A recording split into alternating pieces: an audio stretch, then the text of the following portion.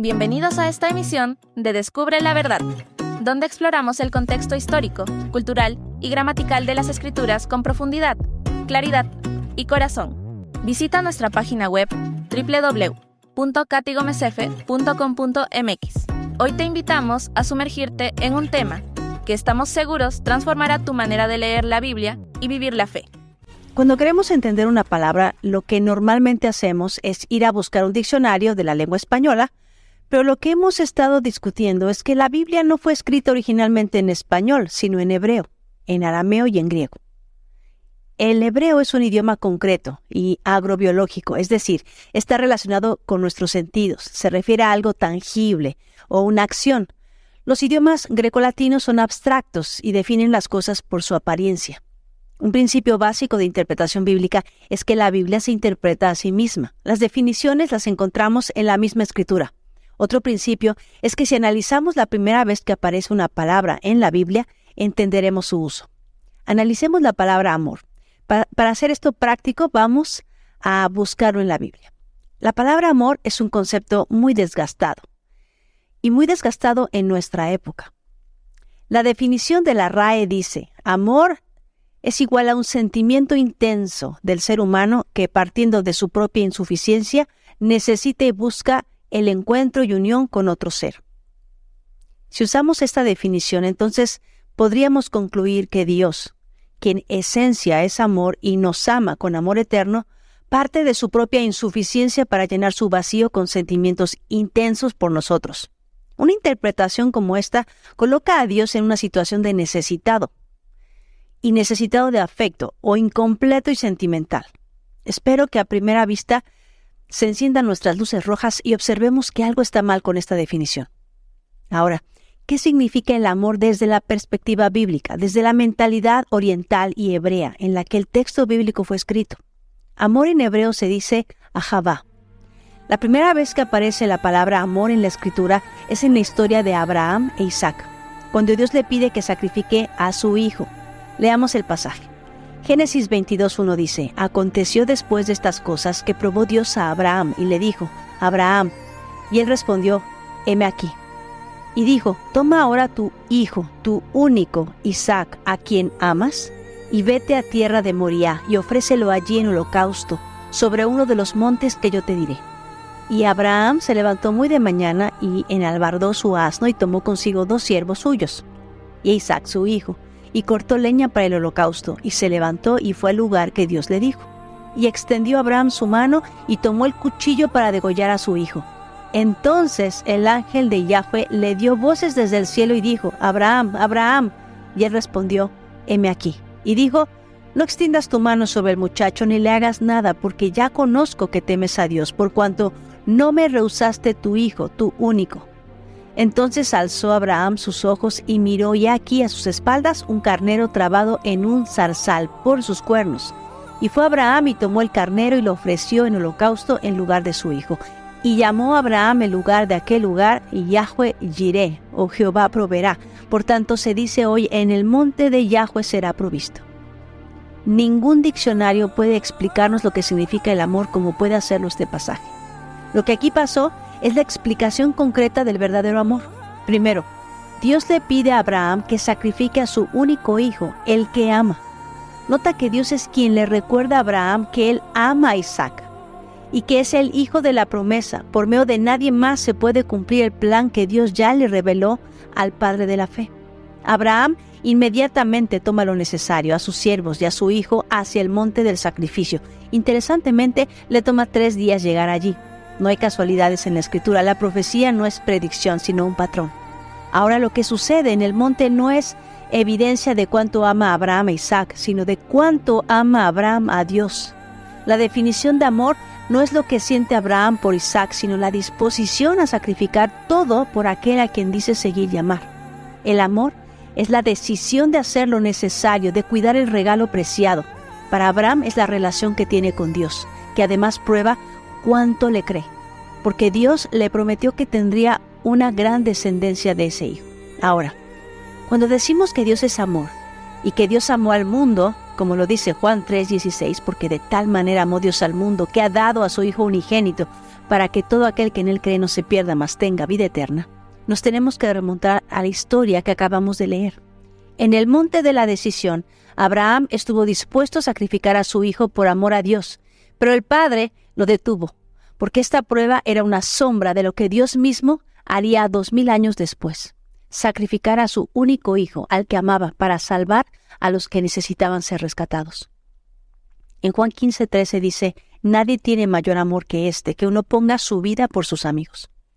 Cuando Isaac preguntó: Padre, tenemos todo para el sacrificio, el altar, la madera, el fuego, ¿dónde está el cordero? Abraham le contestó: Dios se proveerá de cordero para el holocausto, hijo mío. E iban juntos. Si ponemos atención, lo que Dios le dio a Abraham como sustituto por Isaac fue un carnero, no un cordero. Dice Génesis 22:13: entonces alzó Abraham sus ojos y miró, y aquí a sus espaldas un carnero trabado en un zarzal por sus cuernos. Y fue Abraham y tomó el carnero y lo ofreció en holocausto en lugar de su hijo. ¿Por qué? Porque el carnero fue el sustituto de Isaac. Pero para redimir al mundo, Dios se proveyó a sí mismo como el sacrificio expiatorio, como el cordero sin mancha. En Isaías 53:7 dice: angustiado él y afligido, no abrió su boca, como cordero fue llevado al matadero, y como oveja delante de sus trasquiladores enmudeció, no abrió su boca. Primero de Pedro 1:18 dice: sabiendo que fuisteis rescatados de vuestra vana manera de vivir, la cual recibisteis de vuestros padres, no con cosas corruptibles como oro y plata, sino con la sangre preciosa de Cristo, como de un cordero sin mancha y sin contaminación. Nuestro Mesías es el cordero con espinas enredadas en su cabeza, que hizo lo necesario para salvar su tesoro preciado, nosotros. Por eso, el nombre que le puso Abraham al monte es tan significativo: Yahweh Yireh. Y llamó a Abraham el nombre de aquel lugar: Yahweh proveerá. Por tanto, se dice hoy: en el monte de Yahweh será provisto. Dios proveyó en ese mismo lugar a su hijo, su cordero. Eso es el verdadero amor. Ahora todos dicen amar a Dios, pero con lo que hemos analizado hasta aquí, ¿qué hace a alguien que realmente ama? Si tú le preguntas a un creyente si ama a Dios, seguramente te va a decir que sí.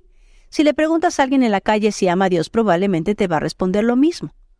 Porque asumimos que si creemos en Dios automáticamente le amamos, ¿cierto? ¿O puedes creer en Dios y no amarle? Tenemos un problema de definiciones, porque en nuestra cultura tan orientada al romanticismo y al sexo, tendemos a definir el amor con términos de emociones, sensaciones en el estómago o buenas intenciones. Si la definición bíblica de amor, ahav, significa concretamente inclinarse para cuidar un regalo, lo que el amor incondicional es, así, completo y perfecto, solo se encuentra en Dios. Lo describe de manera sublime Pablo en 1 Corintios 13. El amor es sufrido, es benigno, el amor no tiene envidia, el amor no es jactancioso, no se envanece, no hace nada indebido, no busca lo suyo, no se irrita, no guarda rencor, no se goza de la injusticia, mas se goza de la verdad. Todo lo sufre, todo lo cree, todo lo espera, todo lo soporta. El amor nunca deja de ser. Un día un abogado se acercó a Yeshua y le hizo una pregunta, y él le respondió así. Y uno de ellos, intérprete de la ley, preguntó por tentarle diciendo: Maestro, ¿cuál es el gran mandamiento en la ley? Yeshua le dijo: amarás al Señor tu Dios con todo tu corazón y con toda tu alma y con toda tu mente.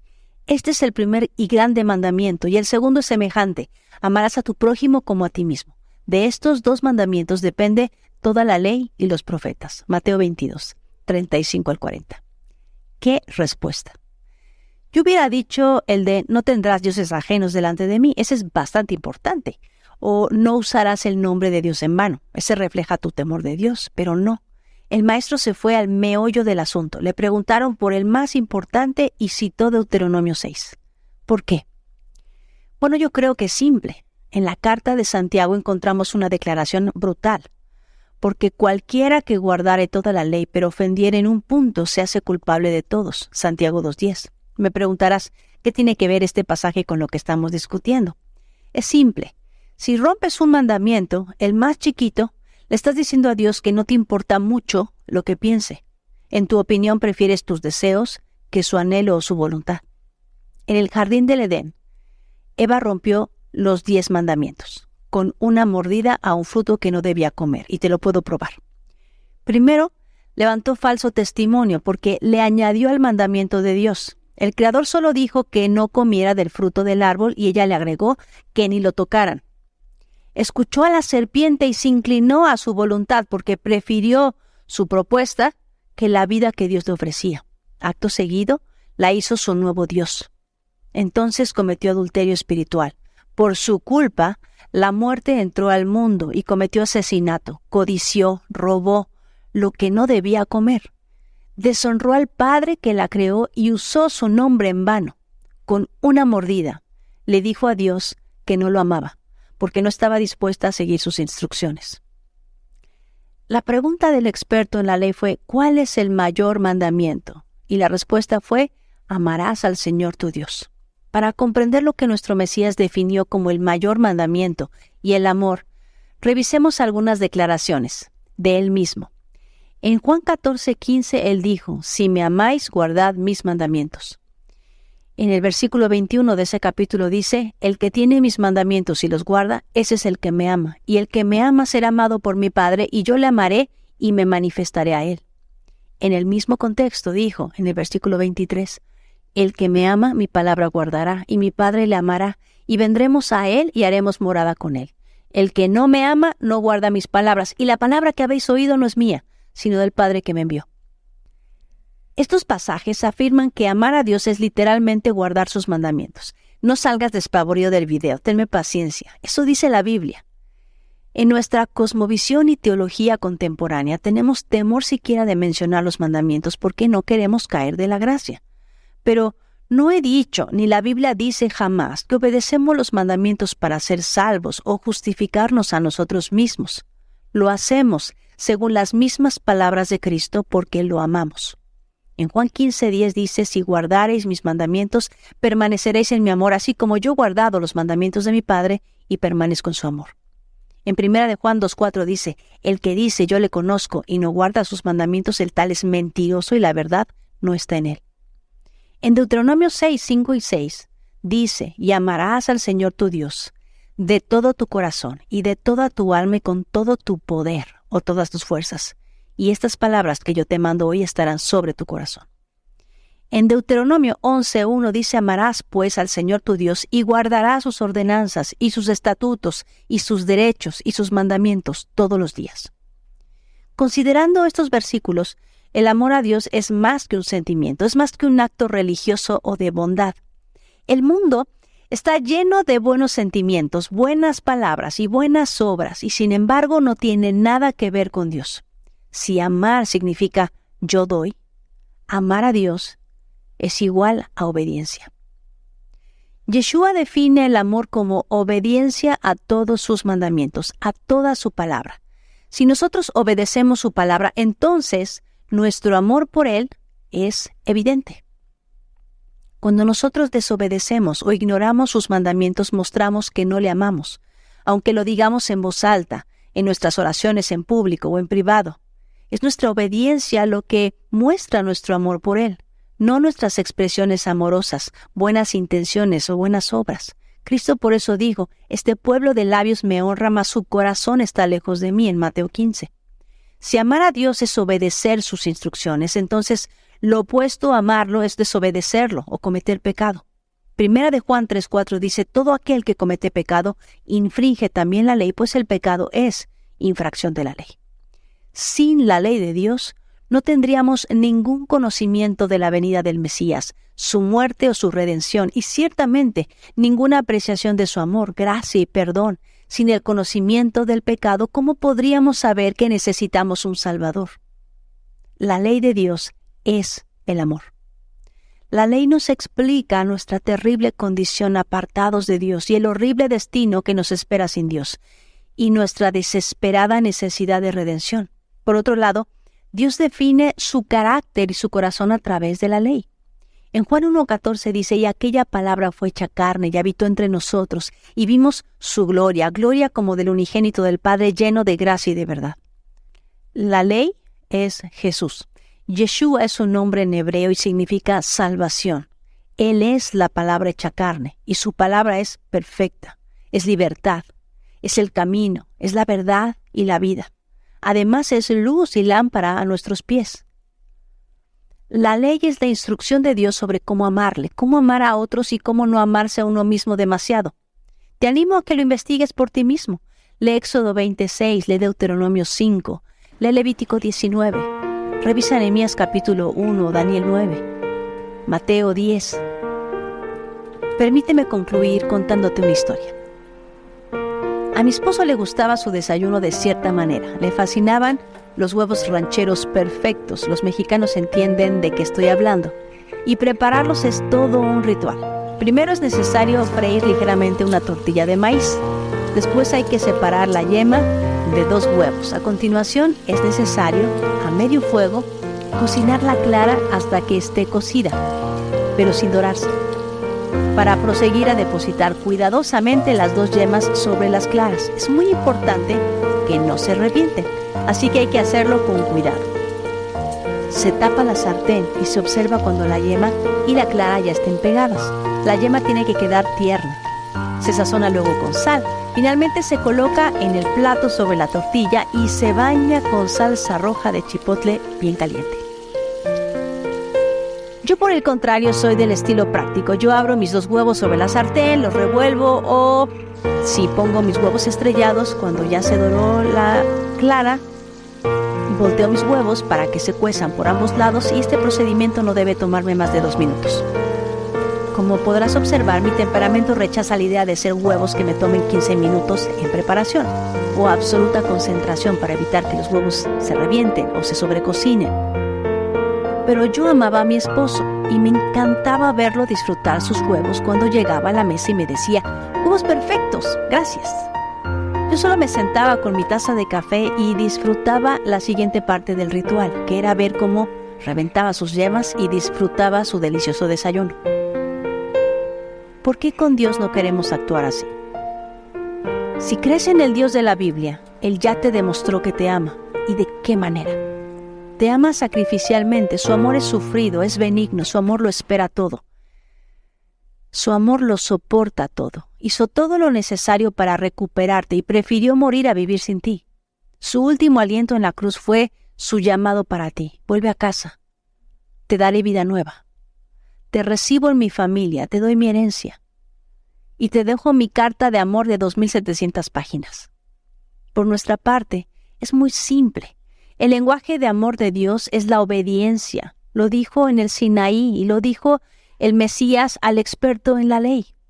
Dios no ha cambiado y espera lo mismo de los que decimos ser sus discípulos, que lo amemos con tal pasión y locura que estamos dispuestos a conocer sus instrucciones para seguirlas.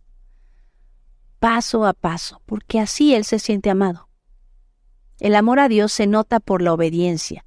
El que en realidad tiene amor a Dios se siente compelido a obedecerle.